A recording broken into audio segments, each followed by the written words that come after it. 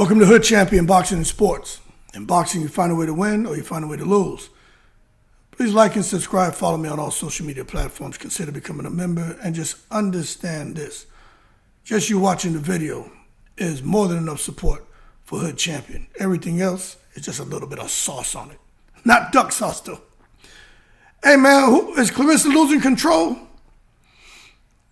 A lot going on in women's boxing. They even got a weight called the atom weight, or the atomic weight. Some crazy shit. But the bottom line is women's boxing is bubbling.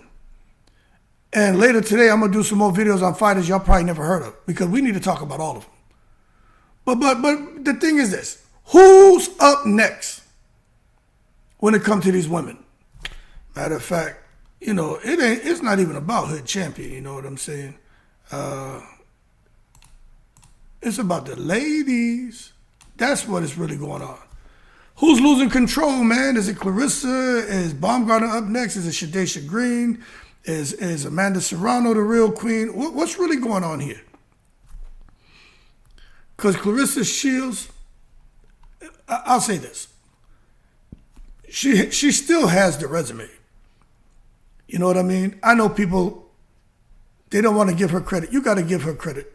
Claressa Shields has done the business, continues to do the business. She's got the accomplishments. You know what I mean? And she has the recognition inside the sport when it comes to putting them gloves on and putting the bing bings on somebody. So is Claressa losing control as the face of women's boxing? That's not a simple yes or no. Some people think she was never the face. Other people think she is the face. She's the best.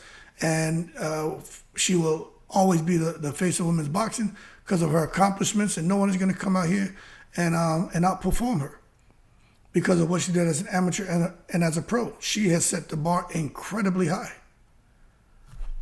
But I'm going to tell you this, right? When it comes to having control of women's boxing and being the face, I just think control in today's boxing world isn't just about belts anymore. You know what I mean? And I'm being honest with you. I just don't think so. I think it's about the visibility, how you're seen. I think it's about the cultural relevance, you know, when it comes to that boxing culture. And also just woman culture. Are you relevant? Or were you relevant and now become irrelevant because of how you conduct yourself? Sponsorship power. Do you have sponsorship power? Is anyone out here saying, we want you to be the face of our company or the face of our brand? We want you to be an extension of us. And what's your media presence? And you see, when you think about visibility, cultural relevance, sponsorship power, media presence, I'm just being honest. I got to look at what is going on over there on MVP. All four boxes are checked. And for this reason, this is where fans are starting to notice a shift. Now, some would say, hey, Hood, ship been sailed on Claressa Shields. But y'all, they say, you just, you know, you're just a nice person. You still kind of holding on. And although she came out here and she said some stuff that you don't agree with, you still look at her and you see her talent and you know what her potential is, although you feel like she's nowhere near it. You still think that maybe she can get there. But they're like, give it up. She doesn't want to get where you think she should be. She doesn't want to get where we thought she should be. She wants to be where she's at. Right there holding on to a shit sandwich. And this is where fans are starting to notice a big shift because they're looking at someone like Baumgardner. I'm going to go ahead and talk about her, right? She is gaining momentum in areas outside the ring. You look at her. She came out here talking about the solar system yesterday. She was dressed looking like something off of a runway. Somebody said she looked like a damn like a sorcerer. Somebody said she had on a spacesuit. Somebody said, yeah, she did. And you know, when women are modeling on a runway, they wear all these wild outfits. She looked like a runway model. She looked like someone who understands branding. She looked like someone who understands presentation. She looks like someone who understands marketability. Alycia Baumgardner looks like someone who's supposed to be a superstar. And I'm like, you know what, man? I can't argue with you. MVP has identified Baumgardner for a lot of reasons. And I'll say this. Claressa and Dubois can be trying to sink Alycia Baumgardner's battleship. And don't get me wrong, there have been a couple of hits to Baumgardner's battleship, but not enough to sink it because her branding, presentation, and marketability is so strong, and she has the kind of team there to come and patch up and repair whatever damage that others are inflicting on her. And this is why fans are saying, yo, we know Claressa can fight, but is she really great? Because how come she's not going the direction Baumgardner's going? How come she's not going the direction Serrano's going? What about what they're doing with Shadasia Green? They're like, well, what's up with Claressa? How come she doesn't have the machine behind her like this? They're asking, is she... She seems to have lost control of the narrative, but she's trying to forcibly regain control. And that's why she's, by any means necessary, attacking whoever she has to make sure that she retains control of the narrative. Because right now, she understands, I've lost control. The narrative feels more divided than ever. And I don't like it. I don't want these women to have control. I want to control the narrative. So she said, what can I do? Fans feel like she said, what can I do? Maybe I got Dubois over here. If I kind of ratchet down on Dubois, she's there, over there on the platform with these girls. I can stir up some drama and regain control of the narrative, but I can do it using Dubois as my vessel. Now, I'm going to tell you this. Whatever is going on over there, it's just perception. It's just a conversation. But I'll tell you one thing's for sure. That narrative is divided more than ever right now. And you're going to see there's some women who are going to be up, up, and away. And others are going to be grounded. Non-mission capable.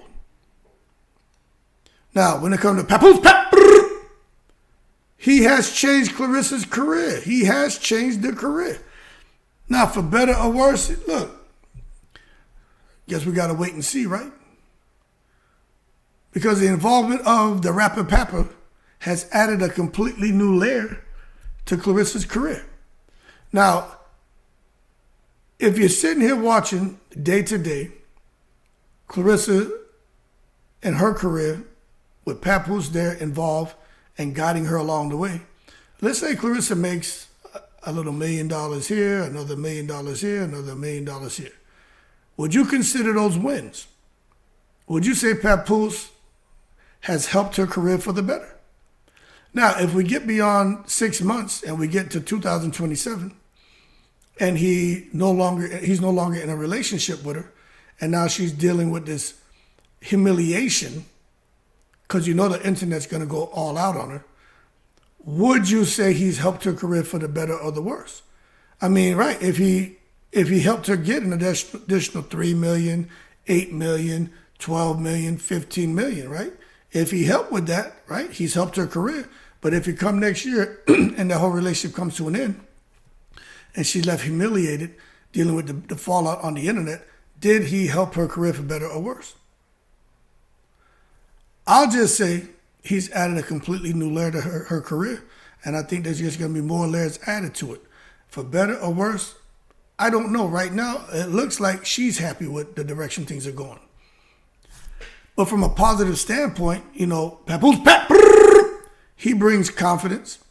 He brings support. Seems to be encouraging the bold moves being made by the GOAT. And it sounds like there's pushes for opportunities that are bigger than what she had before he got involved with her career. But from a fan perception standpoint, things get complicated. Fans feel like, Claressa became more aggressive publicly when she hooked up with this guy. She's more willing to engage in controversy since she hooked up with this guy. And she's so focused on outside narratives and creating such social media footprint, whether good or bad, and it tears down her brand. It's all because of this guy, because he just feels like controversy is what she needs to grow her profile, get the spotlight on her, and then the big money will come. And like some people feel, it sounds like some of the fans feel like he thinks spotlight equals currency, but that's not the case. I'm gonna tell you what the case is, and also what the key is. In boxing, perception can shift faster than reality. So whether or not Papoose is truly influencing decisions, the belief that he has already impacted how fans view Claressa. And that's the belief, man. They feel that he has already had an impact on how fans view Claressa. And there were some fans that didn't like her before. There were some who did like her. There were some who still like her. But a lot of those fans who liked her before, they no longer like her now. So that alone changes the whole conversation. You know what I'm saying? Now, Shadasia Green, is she the real threat? Now, this is where things get dangerous for anyone at the top. Shadasia Green represents something Claressa hasn't had to deal with often. Shadasia Green, a rising fighter. She's right there on the cusp of, she's already great, but on some serious greatness. If she can get Claressa in the ring and Claressa doesn't put duck sauce on the fried rice. Because Shadasia's a rising fighter with power, confidence, fan support, hunger, something to prove, a growing profile, a brand, a machine like MVP behind her. And I'm going to tell you this. I was talking with somebody just now, and I try to stay away from these topics, but I'm going to say this because I don't think there's anything wrong with it. Shadasia Green is married, and she has a wife, okay? If Shadasia Green, if she fights Claressa and she beats Claressa, I think Shadasia is up, and away. Because talk about the example she will be to so many people. Talk about the people who can identify with her. You know, men and women. You know what I'm saying? Just talk about the struggle and the pressure and everything that comes with who she is. Hold on a second, man. These dumbasses are out here. They delivering packages and they...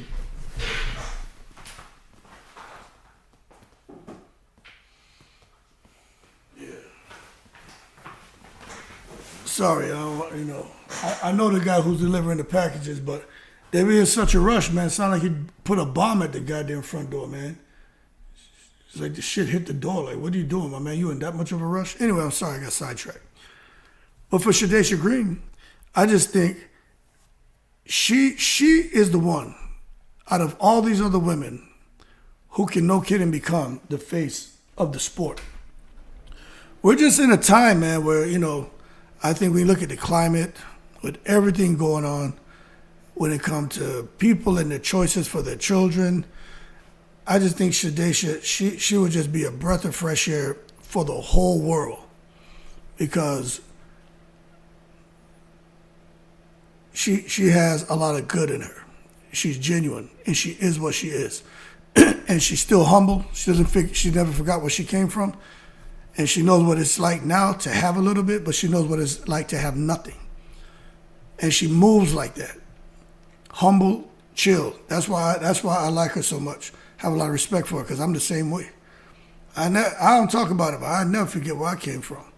Y'all think I be joking when we talking about that goddamn government cheese and all that, and me and going down there to pick that shit up with my mom and seeing all my friends out there. That was like the hangout. We used to look forward to that because all my friends were there. I didn't, as a kid, you don't think nothing of it, but as an adult now, I look back and like, oh shit, that's not really the position you want to be in. But she's got the power, confidence, hunger. She's got something to prove. But more importantly, she represents risk without reward. If Claressa fights her, she risks losing and gains limited credit if she wins. So if she doesn't fight her, fans question her. They're going to say she put duck sauce on the fried rice. But Claressa's the one who said, hey, Shadasia's next. She wants to fight Shadasia. But that's the classic boxing trap. But when you come out here saying you want to fight her, when you're saying she's next, don't use her name for clout. If you're going to talk the talk, walk the walk, because now we're looking at you like you're scared. Don't be scared. Don't be scared. Green light, go. You know what I'm saying? Don't get caught up in the classic boxing trap, and don't come out here talking the talk if you're not going to walk the walk. That's why a lot of fans are saying Shadasia is the real threat.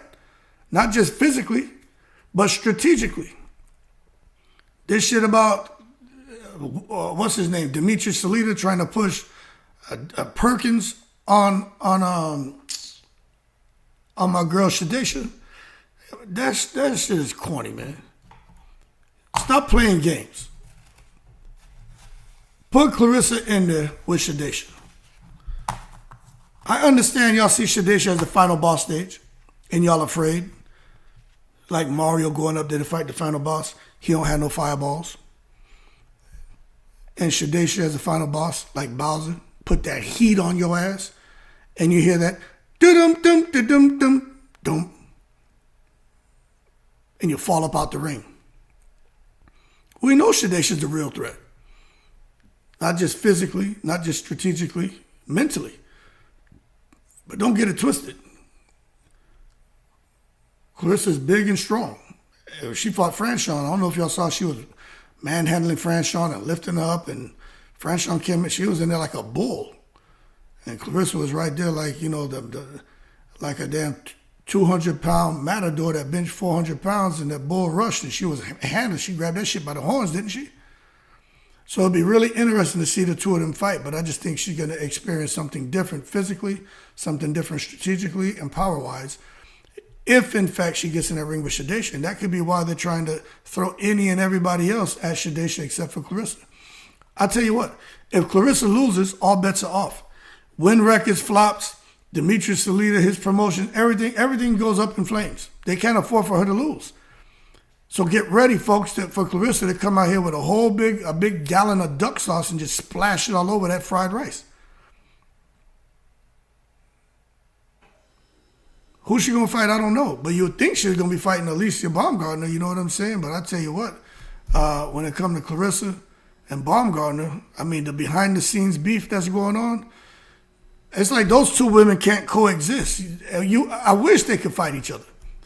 But the tension between Claressa Shields and Alycia Baumgardner, that shit just feels deeper than competition. You know, because it's not about rankings and belts. You know what I'm saying?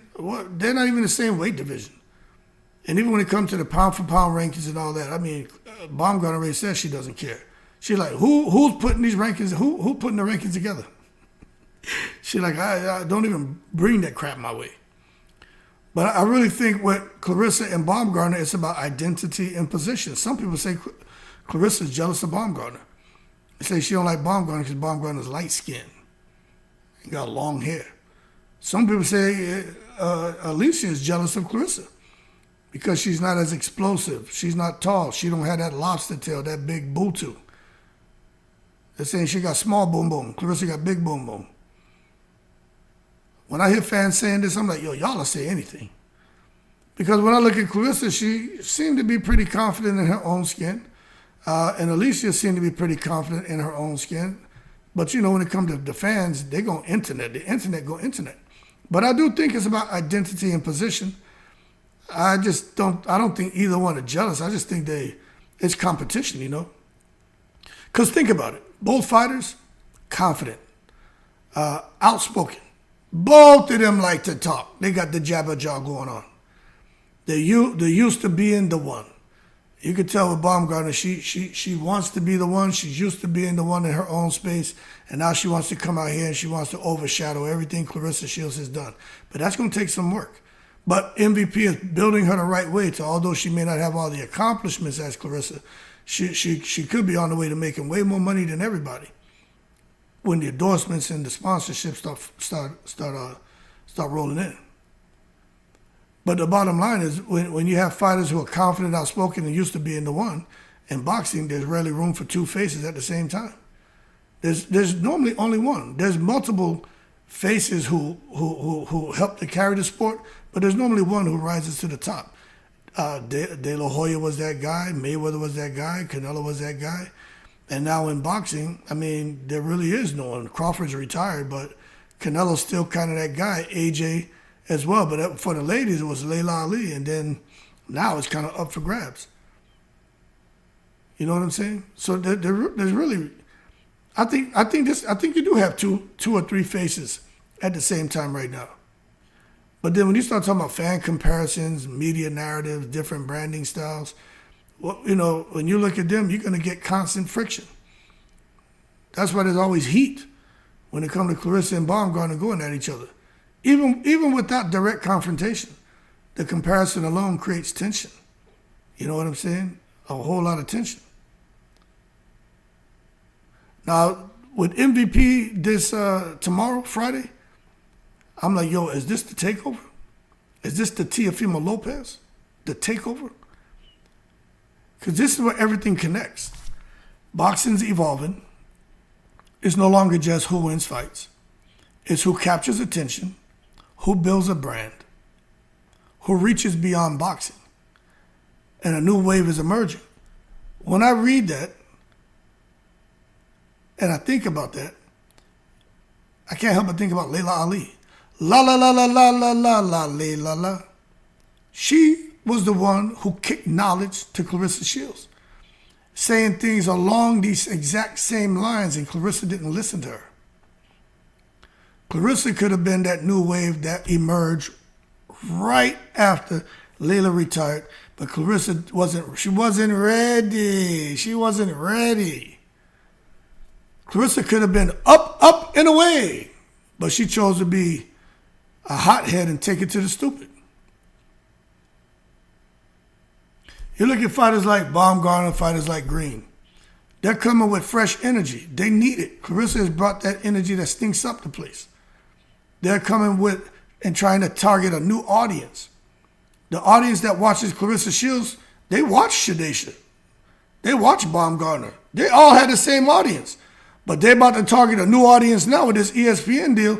Claressa can't target that audience because she doesn't have a major network behind her. Y'all understand MVP is creating separation from when it comes to their fighters and Claressa. The MVP fighters, they can have Claressa's audience. They have her audience. They share the exact same audience. But the MVP women are about to go out here and target an audience that Claressa can't infiltrate because she doesn't have a major network. That's why even today, many fans feel like, yo, Claressa really missed an opportunity here with MVP. Because they have different strategies. And that creates what feels like a takeover. Like this weekend is really, if both of them hit grand slams, shit's going to feel like a takeover. And not because Claressa's gone anywhere, because Claressa's still going to be here, but because the spotlight is really being shared, and these women are taking up a large portion of the spotlight. So what this really is, I mean, it's not a fall, but it's a shift. It's important to understand this clearly. This isn't Claressa falling off. It's the sport's expanding. And Claressa is going to start being overshadowed. You can't take nothing from her as a fighter. I'm just talking about when it comes to fighters who are becoming more marketable, highly skilled and showing off their skills in front of a different audience, being more visible. These are things that Claressa, she has the skill, but the marketability is not there. You got to be likable. She has some visibility, but not the visibility that these women are having. Because the sport's expanding. Jake Paul is doing what he needs to do for those women. So what this means is the throne isn't as secure as it once was for Claressa. And she don't like that. That's why I got that thumbnail of that crown cracked in the background. Because the women are here. And a lot of people feel that, the crown belongs on Shadasia. Some feel it belongs on Baumgardner. Some feel it belongs on Serrano. Some feel it belongs on Katie Taylor. Some feel the crown belongs on Burger King, because they like to go there and get a goddamn burger with 2 slices of cheese. I'm just telling you, the throne isn't as secure as it once was. Now, the real battle moving forward, the next phase of women's boxing, you may say, all right, Hood, what do you think it is? I think it comes down to 3 things. Big fights. There's just not that many women, you know what I'm saying, in women's boxing. There just aren't that many special fighters, elite fighters. There's a bunch of good fighters, but not those where you're like, that person was born to put on them gloves. So the big fights, Claressa and Shadasia, make the fight. Potential mega matchups, man. Baumgardner and Dubois. You know, and they have all these other women out here who are champions. You know what I'm saying? All these other women who are champions. Unified, undisputed. It's crazy. Because I did a video the other day talking about them. You know what I'm saying? And I was like, damn, I didn't know all these women existed. You know what I'm saying? Like when you take a look at it, you got Claressa Shields, over 175 pounds. You know, she's the undisputed. Then you got at light heavyweight, 175 pounds. Daniel Perkins has a WBA strap. Sarah Shurich has the IBF. The WBO and WBC are vacant. You come down to super middleweight, 168 pounds. Shadasia has the WBO and IBF. Franchon Cruz has the WBA and WBC. Yes, she has 2 belts because she fought Claressa at 175 plus, so she didn't lose her belts at 168. Then at 160, you have Desley Robinson, K.S. Scott. Desley has the WBO and IBF. Scott has WBA and WBC. At 154, you got Michaela Mayer with the WBA and WBC. And then you have Chantel Cameron with the WBO and O'Shea Jones with the IBF. Then at welterweight, Lauren Price has, at 147 pounds, the IBF, WBA, and WBC. Michaela Mayer still has the WBO. And then when you come down to 140, Katie Taylor has a WBO, IBF, WBA, and Sandy Ryan has a WBC. And I'll just stop right there. But if you want to know more about all that, just go to the ESPN and go to ESPN and type in women's boxing champions. It pulls all that up for you, you know. But I just feel the potential mega matchups, it's because Jake Paul has, the MVP has so many of those women over there. You're just going to see big fights. And on ESPN, in front of a casual audience, boxing's going to grow. All the women over there, profiles are going to explode. And you're going to see big opportunities for them outside of boxing. Now, when I say those big opportunities, I'm talking about who connects with fans outside of boxing. So there's going to be branding wars going on. And I hope all the women get something. But it's really going to boil down to who connects with fans outside of boxing. That's why I'm watching Alycia. I get it. She looks like a fitness model from the neck down. She's got it. You know, from the neck down, she looks like a fitness model. You know what I mean? She 100%, that body is like something you see in a fitness magazine. She has striations everywhere. The woman got muscles in her face. So that connects with people outside of boxing. But Shadasia is the one I feel that outside of the physical, right? She has the conversation, she has the storyline, she has the lifestyle that I think could really connect with fans outside of boxing. Plus, she's just humble and chill and down to earth. People like that kind of energy. But they all have the opportunity to make connections with fans outside of boxing and to tell their story. It's just who can tell their story better and control that narrative. And I'm going to tell you right now, the battle is wide open.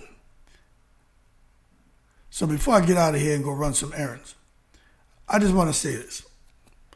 Claressa Shields is still one of the greatest to ever do it, but she has damaged her brand and she needs to just figure out what she's going to do going forward. What you're going to do. Because for the first time in a long time, I think right now she's being challenged, not just in the ring. She's being challenged big time in relevance, attention, and influence. There are a lot of subliminal shots being thrown at her from fighters, from promoters, because of the way she's been conducting herself, the way she's been acting. And she's making it easy for these women to look like superstars compared to her just because of her conduct and lack of professionalism. When I say conduct, I'm talking about the way she acts, man, and the language. And I see the other women when they carry on too, but I also see how they clean that shit up. I see who hasn't cleaned it up and who has cleaned it up. And I'm just going to tell you, when it comes to relevance, attention, and influence, I think all of them should be thinking about this. and how this can affect their future. And that's what makes this moment so important as far as who's losing control, who's assuming control, and who's going to be in control long term. I'm glad it don't have nothing to do with me. Y'all keep cool. Don't put no duck sauce on that fried rice. Claressa fight Shadasia. Your hood champion in the breeze.